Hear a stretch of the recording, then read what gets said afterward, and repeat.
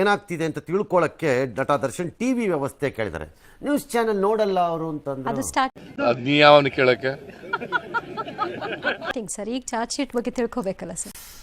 ನಾನು news channel ನೋಡ್ತಿಲ್ಲ ಅವರು. ಇಲ್ಲೆಲ್ಲ ಬೆಂಗಳೂರಲ್ಲಿ ಇದ್ದಾಗ ಇಲ್ಲಿ ಬೇಡ ಬರೀ ಯಾವ್ದೋ ಇದು ಪ್ರೋಗ್ರಾಮ್ಗಳು ಅವೆಲ್ಲ ನೋಡ್ತಾರೆ ಅಂತಿದ್ರು.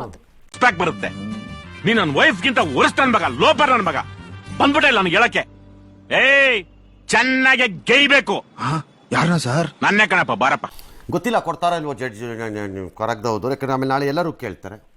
ನನ್ನ ಅವಶ್ಯಕತೆ ಯಾರಿಗಿದೆ? ನನ್ನ ಅವಶ್ಯಕತೆನೇ ಇಲ್ವಲ್ಲ. ಸರಿ, ಚಾರ್ಜ್ ಶೀಟ್ ಸಲ್ಲಿಕೆ ನಂತರ ಕುಟುಂಬ ಸದಸ್ಯರ ಜೊತೆ ಚರ್ಚೆ ಮಾಡೋದಕ್ಕೆ ನಟ ದರ್ಶನ್ ಬಯಸಿದ್ದಾರಂತೆ. ಫೇರ್ ಎನಫ್, ಅದು ಸರಿ ಇದೆ. ಚರ್ಚೆ ಮಾಡದೇ ಇರಬಾರ್ದು ಅಂತ ಏನು ಹೇಳೋಕ್ಕಾಗಲ್ಲ. ಬೆಂಗಳೂರು ಜೈಲಲ್ಲಿರುವ ಕೆಲವರು ಯಾರೋ ಅವ್ರ ಜೊತೆ ಫೋಟೋಲ್ಲಿ ಕಾಣಿಸ್ಕೊಂಡಿದ್ರಲ್ಲ, ಯಾರ್ಯಾರೋ ಅದ್ಯಾರೋ ನಾಗ, ಸೀನಾ, ಎಲ್ಲ ವೇಲು ಅವ್ರಿಗೆಲ್ಲ ಜೈಲಧಿಕಾರಿಗಳು ಯಾವುದೇ ಕ್ರಮ ತಗೊಂಡಿಲ್ಲ ಅಂತ ಇದಕ್ಕೆ ಪೊಲೀಸ್ ಆಯುಕ್ತರು ಹೇಳಿದಾರೆ. ಹಾಗೆಲ್ಲ ಅಲ್ಲ, ಕೋರ್ಟ್ಗೋಸ್ ಅನುಮತಿ ಕಾಯ್ತಾ ಇದ್ದೀವಿ ಅಂತ.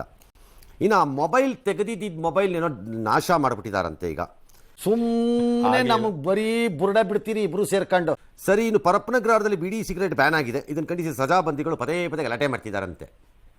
ಕೊಡ್ರಿ ಕೊಡ್ರಿ ಕೊಡ್ರಿ ಕೊಡ್ರಿ ಅಂತ.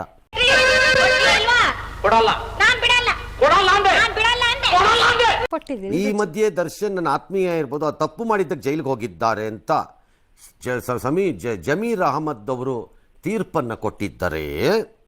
ಆಯ್ತು. ಆಮೇಲೆ ಅವರ ಸಂಪುಟದ ಸಹೋದ್ಯೋಗಿ ಶರಣಬಸಪ್ಪ ದರ್ಶನಾಪುರ ಎಂಬ ಮಂತ್ರಿಯೊಬ್ಬರು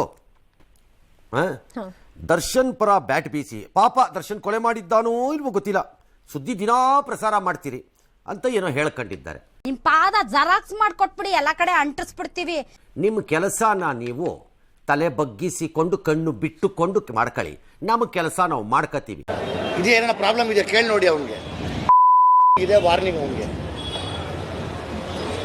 ಗೊತ್ತಾಯ್ತಾ? ಫಸ್ಟ್ ಅವ್ನು ನೆಟ್ಟಿಗಿರ್ಬೇಕು, ಇನ್ನೊಬ್ರಿಗೆ ಹೇಳೋವಾಗ. ನಿಮಗೆ ನಾವು ತೋರಿಸಿದ್ ನೋಡಕ್ಕೆ ಇಷ್ಟ ಇಲ್ಲ ಅಂದರೆ ನೋಡಬೇಡಿ. ನಮ್ಮ ಜೊತೆ ಮಾತಾಡೋದು ಬೇಡ ಅಂದರೆ ಮೈಕ್ಗಳ ಮುಂದೆ ಬರಬೇಡಿ, ಖಾಲಿ ಮಾಡ್ಕೊಂಡು ಹೋಗಿ. ನಿಮ್ಮನ್ನು ಹೆಂಗೆ ಜನಕ್ಕೆ ತೋರಿಸ್ಬೇಕೋ ಹಂಗೆ ನಾವು ತೋರಿಸ್ಕೊತೀವಿ ನಿಮ್ಮನ್ನೂ.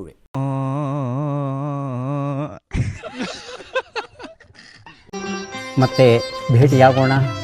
ನಮಸ್ಕಾರ. ಇದು ಮನಸ್ಸಿಗೆ ನಾಲ್ಗೆಗೆ ಮಧ್ಯ ಇರೋ ಫಿಲ್ಟರ್ ತೆಗೆದಾಕ್ಬಿಡುತ್ತೆ, ಒಳಗಿರೋದೆಲ್ಲ ಹೊರಗೆ ಬರುತ್ತೆ. ನನ್ನ ಪ್ರಕಾರ ಇದೇ ಗಾಡ್ ದೇವ್ರೇ.